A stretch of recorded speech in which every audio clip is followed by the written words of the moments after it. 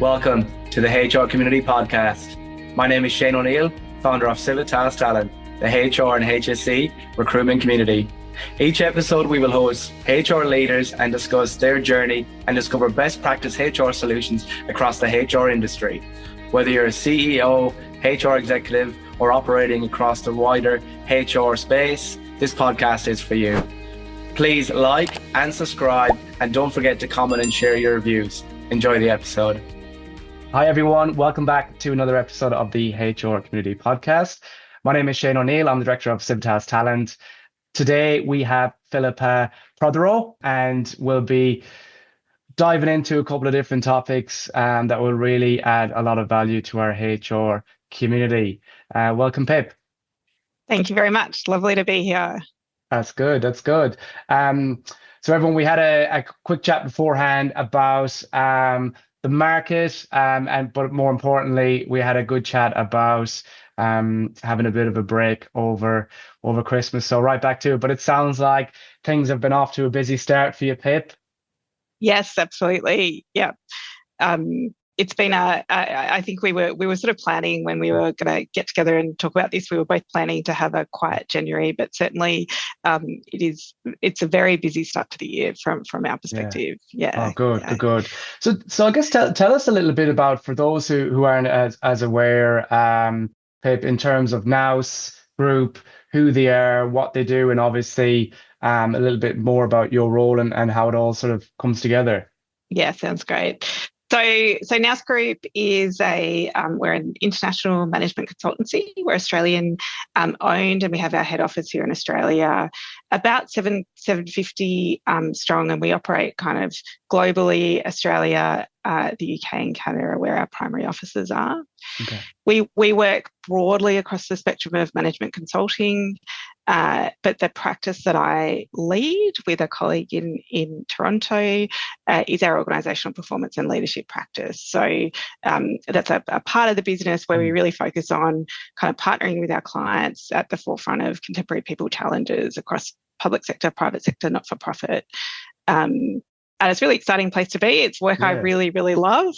Very excited for the chance to come and talk about it today.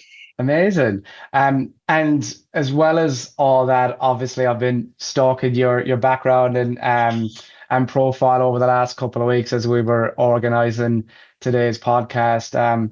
Quite a lot of experience in this field and also a lot of qualifications, education. So maybe for the audience, Pip, I might get you to sort of take us back where it all begins. So I guess tell us a little bit about what got you into this overall sort of org performance leadership space, and we can take from there.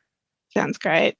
Well, I started my career in psychology. I originally thought I wanted to be a clinician, and I realised pretty quickly in the early days of studying psychology that it was a much broader field than clinical practice. And actually, where my real interest lay was in the world of organisation. So I went from university into a boutique organisational psychology consultancy, which was a really excellent place to start my career. I was working with very, very skilled people with good, strong academic qualifications and a real focus on sort of rigour and evidence base in the work that we did. And I was on the fence at that time about whether I wanted to go back into an academic path. And that led me to start a PhD in org psych. So I sort of have kind of always kept my foot in academia in some form, but I have a very strong pull into the world of practice. So what does the practical application of the research look like on the ground in organisations? And so after a period of time working in consulting, I wanted to be in a large organisation. So I was at the time spending a lot of time talking to organisations about their work and their people, but I wanted to get into the organisation, actually doing the work. And so I went into sort of leadership roles in HR functions. And it was interesting because at the time I was, as an org psych, or certainly this was the sort of the in-group, out-group that was happening at the time. We looked down on HR a little bit, and thought that org psych was kind of a bit more academic, a bit more rigorous than HR. But I pretty quickly developed a real love of HR across the whole spectrum. So I now very strongly identify as both an org psych profession, like as a profession person, and also as a HR practitioner. And actually think that's a really lovely combination when you're getting into the world of organisations and things that people need to do. So I did that. So spent some time working in HR and leadership functions, looking at kind of went through some organisational transformations. How do you shift the culture of an organisation from the inside? I spent some time in some kind of more complex parts of HR, bullying, sexual harassment, a little bit in HR policy, in IIER, and then I returned into consulting. And I think sort of that time spent both in academia and the time spent in HR has really sort of supported quality in terms of consulting practice as well. Massively, yeah. And it's really cool as well that you've been through that transition as well, particularly with the evolution of the HR practice over the years. So, I know that historically HR very much compliance heavy, policy heavy, which still plays a major part of the role today, as well as the legislation and the workplace relations. But it's evolved so much, particularly in some of the areas that we're going to touch on, particularly around that overall, OPL space. Tell us a little bit about, and you can play with this a little bit if you want to talk about some of the sectors that you're operating in or holistically across the Nous group. But in terms of that OPL space, like what sort of trends are you hearing and seeing? Like, where is the sort of activity? What are organizations looking for?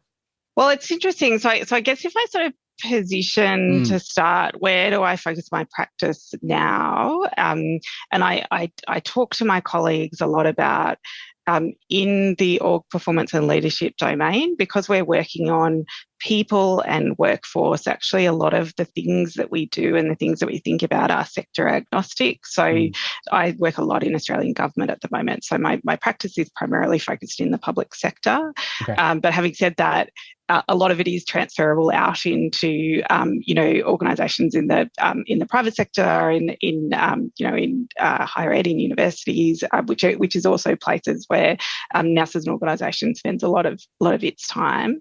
I guess the sort of, in preparation for this particular discussion, one of the trends I was reflecting on was the sort of increased emphasis on equity, diversity and inclusion. And the way that has evolved over time has been really interesting for me, because I started my PhD looking really hard at the idea of kind of recruiting for cultural fit, which at the time, back in 2006, which was when I started my PhD, was a really big conversation. So I was spending a lot of time in recruitment. We know that that recruitment is a place where there's a lot of really good evidence base behind the kind of decisions that we can make. And that's one of the sort of more mature parts of org psych.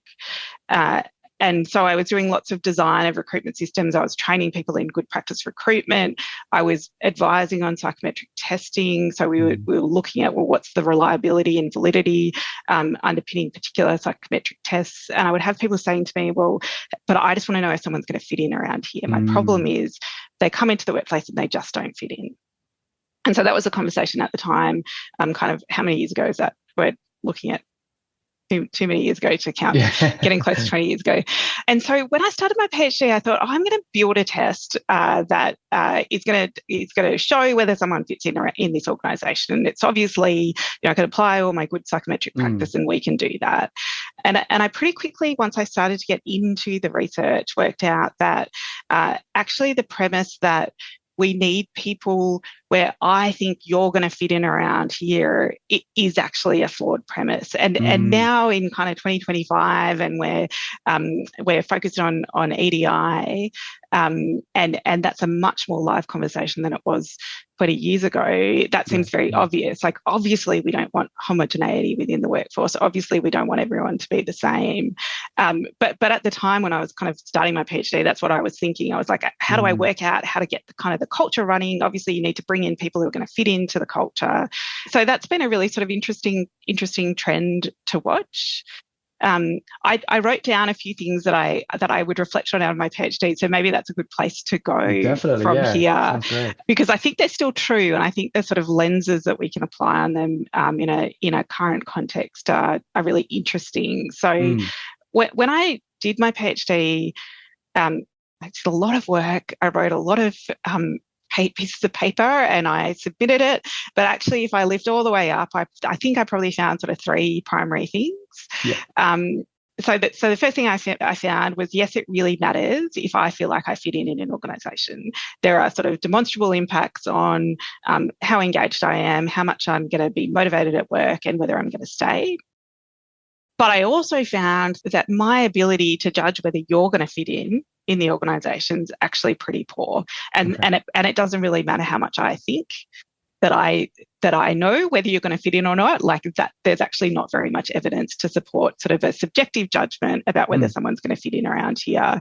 And that's a pretty kind of interesting finding, I think. I think a lot of the time when we're interviewing people who are running recruitment processes, we think that we know, we think that we've got this kind of gut feel sensation and something's going on there.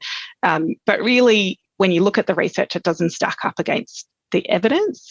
Probably what we're showing is maybe we're finding something that's real, but maybe it's a Trojan horse of a bias. Maybe there's something else going on. It probably says a lot more about me than it does about you in terms of kind of what's actually going on there, what's behind the judgment. And then the final thing that I found, which again I thought was really interesting, and there was a lot of work to get to this finding, was that one of the primary predictors about whether someone is going to eventually feel like they fit in an organisation is an individual different factor of adaptability.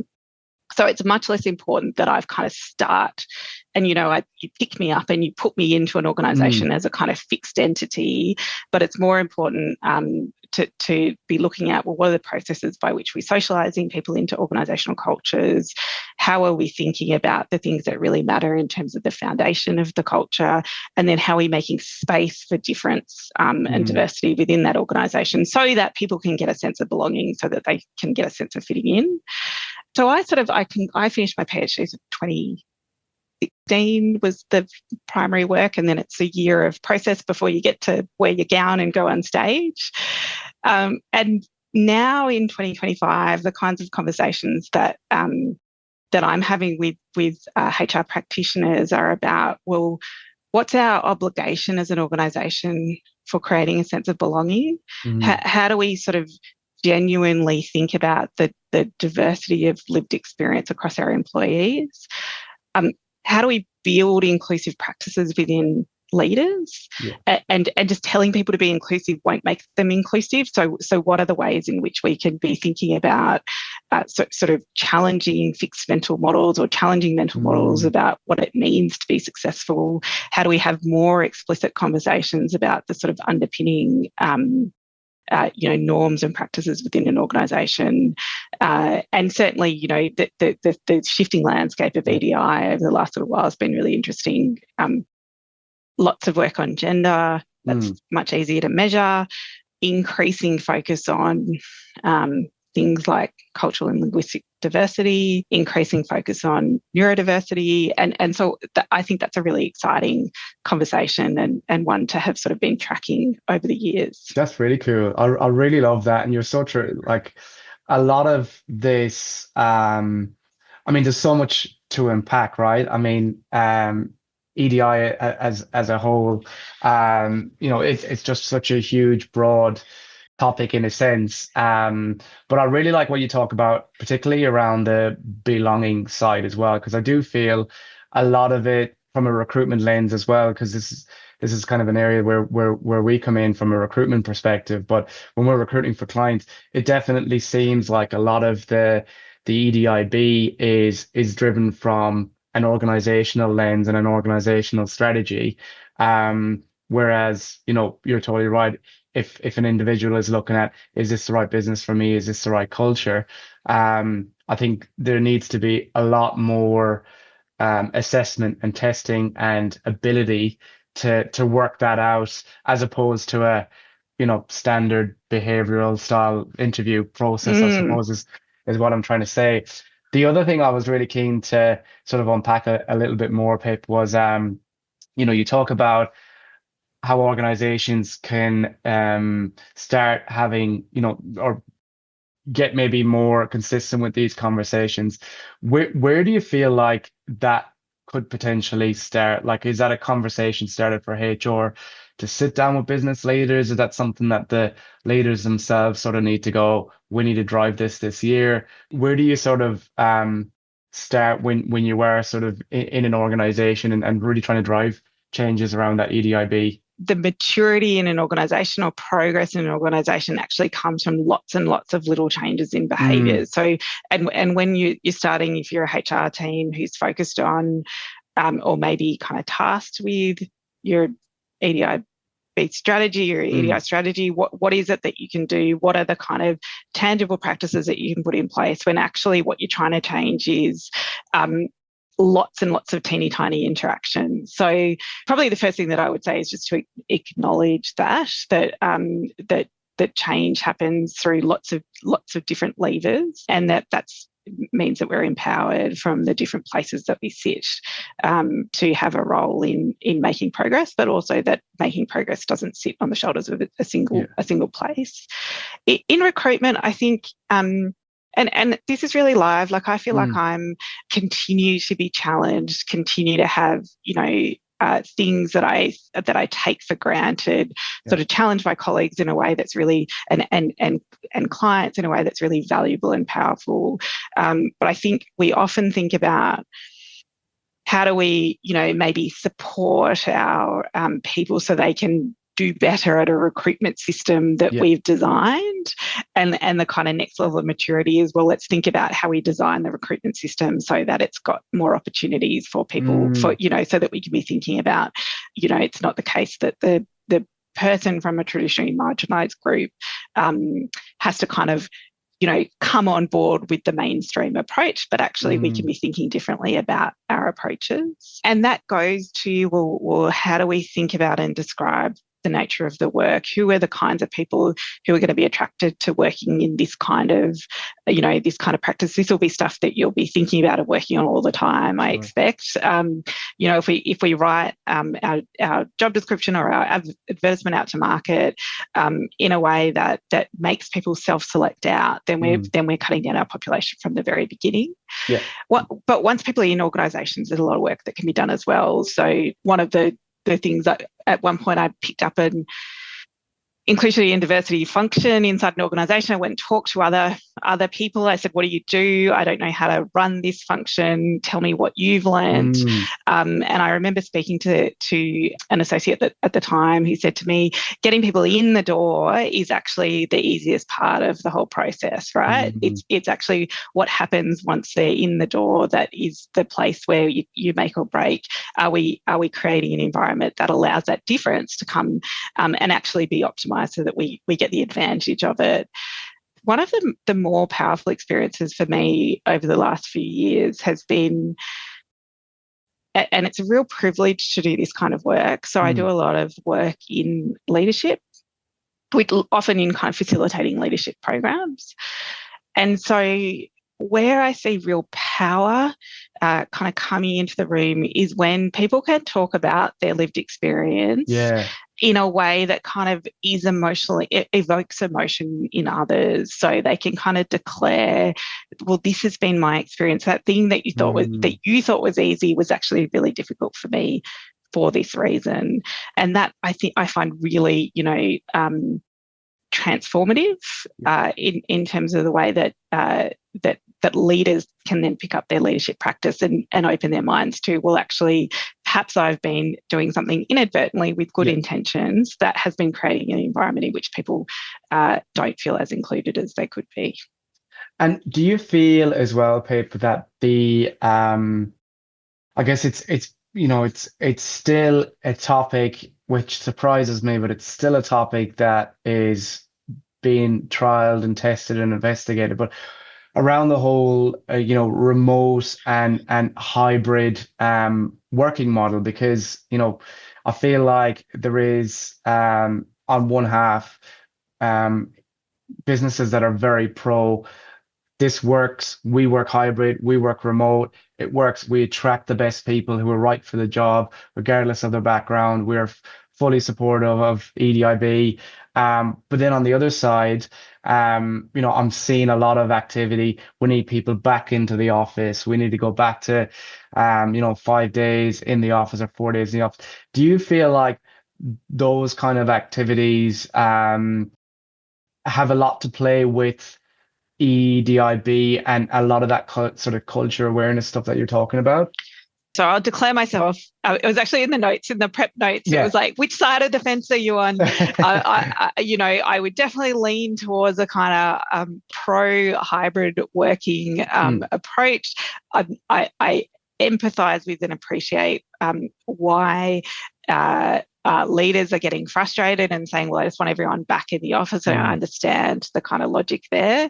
But I think that the thing that excites me is the opportunity to go a bit deeper than that, to say, well, why do we want people in the office? What are the kinds of experiences we want them to be having? And then how do we ensure that when people are in the office, we're optimising that face-to-face time?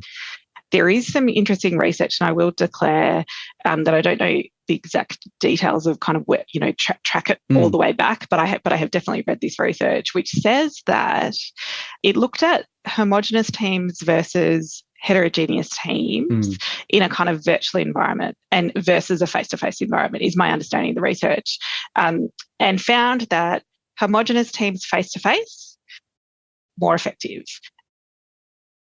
In a virtual environment, we get improved effectiveness for heterogeneous teams. And the logic there is when everyone's face-to-face, we're assuming that everyone understands the kind of implicit unwritten rules by which we're kind of doing business. Yeah. So we're assuming that everyone knows how things work around here. When we have to move to hybrid, we have to more explicitly have a conversation about how things are going to work. That is my understanding of kind of the logic there.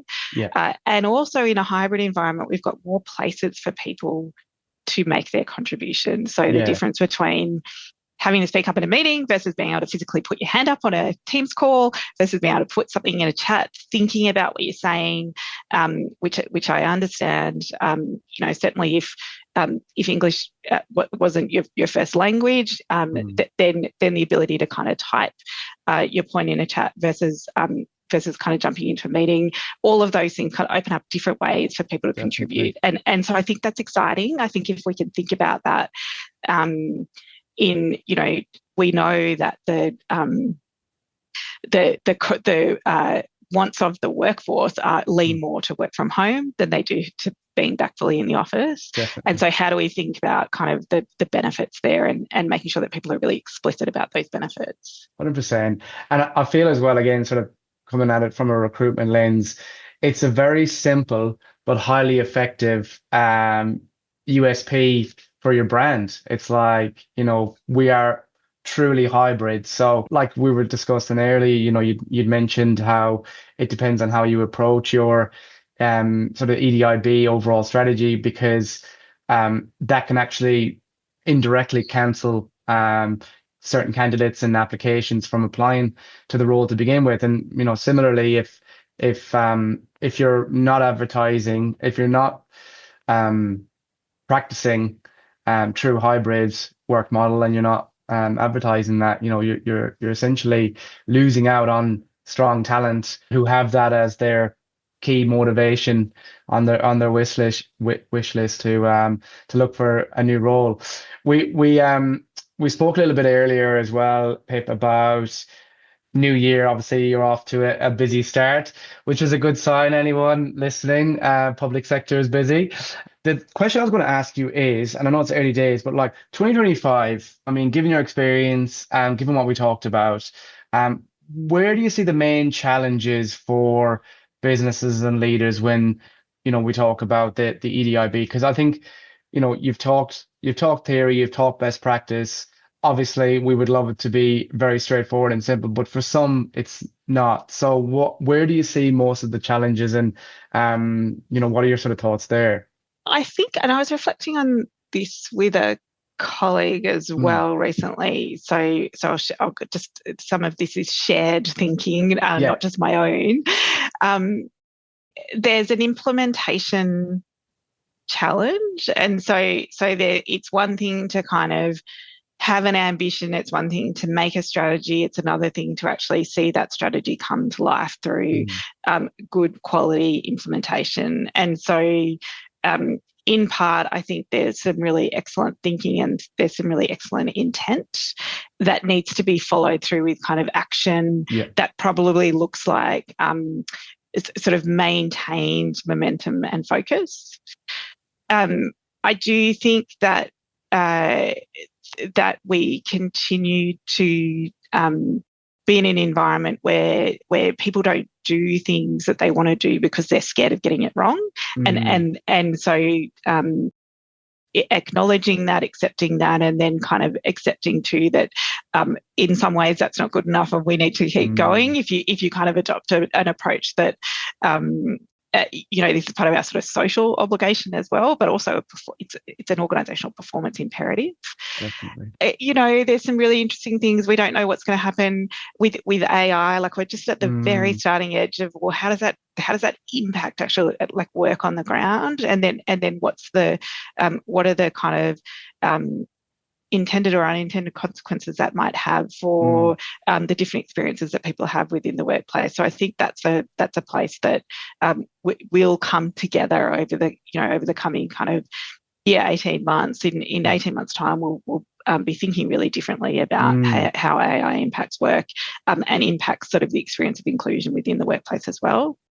I would say, kind of interestingly, I think when organisations can set an ambition very confidently and go after it, then we do see some really substantial change. And so I think that continues to be something that I reflect on in terms of, is it sort of small and iterative progress, or is it actually, I'm going to have a big ambition, I want to fundamentally shift the diversity within my workforce. I want to fundamentally shift the way in which people are kind of feeling included. I think if you can be further down the end of, like, I am actually going to go after this with lots of energy, then we see sort of rapid change there. Great. Yeah, I mean, it's like lots of things in HR and psychology, because people don't change over a So kind true. of 5-10 year period. Actually, the things that we think about, they do shift and trends shift, but also the practices that we know work are going to continue to be the things that we come back to. Massively, yeah. And look, I totally agree. And I think it's relevant for any sort of goal that, one wants to set for themselves or for their business, for their career, family. It's owning it and, really believing in it and just going for it. And I think that kind of energy will really build up a lot of momentum in the space this year. One last super quick thing, because I know you need to dash through it, is I know data analytics is something that we didn't get a whole opportunity to unpack too much, but we talked a little bit about equity at the beginning of the conversation. We sort of started to unpack it a little bit.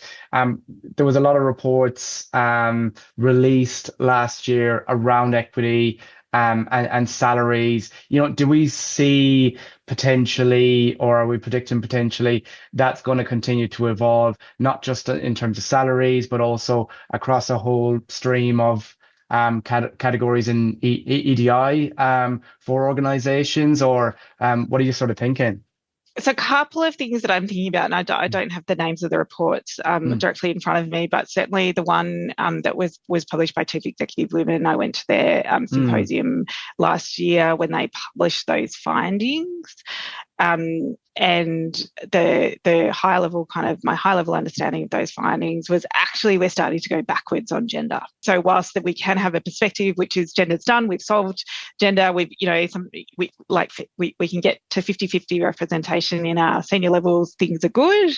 The deep analysis of that data says we need to continue to focus on this. That there will be big things that will shift. When we think from a sort of workforce perspective, we do find that there's a relationship between the things that drive salary and the populations that may be more dominated by people from sort of marginalised groups. So, I think I'm coming back to your question, which is what's going to happen in 2025. I'm not sure. I think that there are some sort of big policy levers that are going to be important in terms of understanding at a sector level how much can we push on equitable remuneration. But there's certainly a lot of work to be done. Would be my high level assessment there. Yeah, great. No, thank you so much. And I really appreciate you coming on today, Philippa. That was amazing. I think there's a lot we can continue to unpack. And no doubt, I'm sure some of our community might be in touch with you directly to unpack some of those. But yeah, thank you again. Thanks so much. Lovely to talk to you. And if I was to do a shout out to the community listening to the podcast, we are always looking for excellent people to join us at Nous Group and sort of partner as clients, but also as people who want to come and work with us. So please, do get in touch. Thanks Amazing. so much. No, all good. Thank Thank you so much.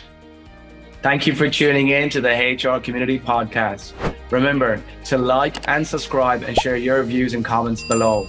This podcast was brought to you by Civitas Talent, the HR and HSC recruitment community. Whether you're a candidate looking for a new role or organisation looking to secure brand new talent for your team, please get in touch with us today. Thank you.